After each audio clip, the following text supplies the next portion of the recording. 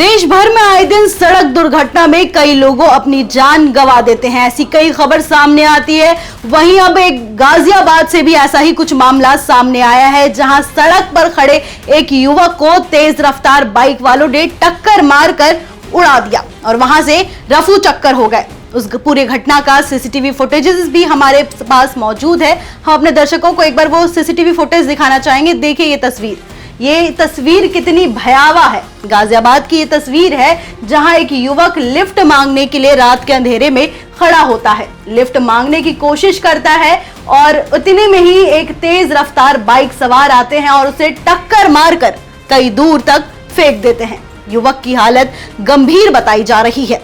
ऐसी घटना सिर्फ गाजियाबाद से ही नहीं आती है, बल्कि कुछ टाइम पहले गुजरात से भी ऐसा ही कुछ मामला देखने को मिला था। रक्षित चौरसिया का नाम तो आपने सुना ही होगा, जिसने स्कूटी में सवार लड़कियों को टक्कर मार दी थी। उसकी गाड़ी तेज रफ्तार से आई और स्कूटी में बैठी लड़कियों को टक्कर मार दी। इतना ही नहीं, वो अपनी गाड़ी से निकलकर another round another round another round चिल्लाता है। इसके साथ ही वो ओम नमः शिवाय भी कहता है। तो ऐसी घटनाओं को लेकर हम आपको एक रिपोर्ट दिखाते हैं। जी मुस्कान, जिस बात की आप चर्चा कर रही हैं, हम एक डेटा आपको दिखाते हैं और इस डेटा से आप समझ सकती हैं कि क्या हालात हैं इस देश में। ये पीआईबी की एक डेटा है जो पिछले 5-6 सालों का है। 2018 से 2022 तक की इसमें डेटा है और 2018 में आप गौर करेंगे तो 1,57,593 लोगों की डेथ केवल 2018 में हुई रोड एक्सीडेंट में। 2019 की बात करेंगे तो 1,58,984। ये जो आंकड़ा आप जो देख रही हैं ये 2019 का है।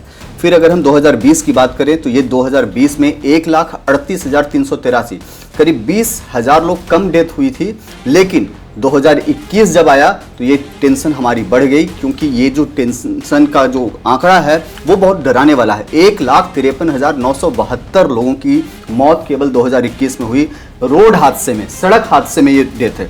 और 2022 की अगर बात करें तो 1,68,491 लोगों की मौत हो जाती है सड़क एक्सीडेंट में। अगर इस डेटा को थोड़ा सा और ब्रीफली अगर हम इसको समझने की कोशिश करते हैं तो एक छोटा सा हम लोगों ने एक तैयार किया है कि 2022 में अगर 365 दिन होते हैं और उसमें 1,68,491 लोगों की डेथ होती है, तो अगर हम इसको पर डे यानी 24 आवर्स में इसकी कैलकुलेशंस अगर हम करें, 24 घंटे में कितने लोगों की डेथ हो रही है, तो करीब 461 मतलब 462 लोगों की मौत हो जाती है 24 घंटे में।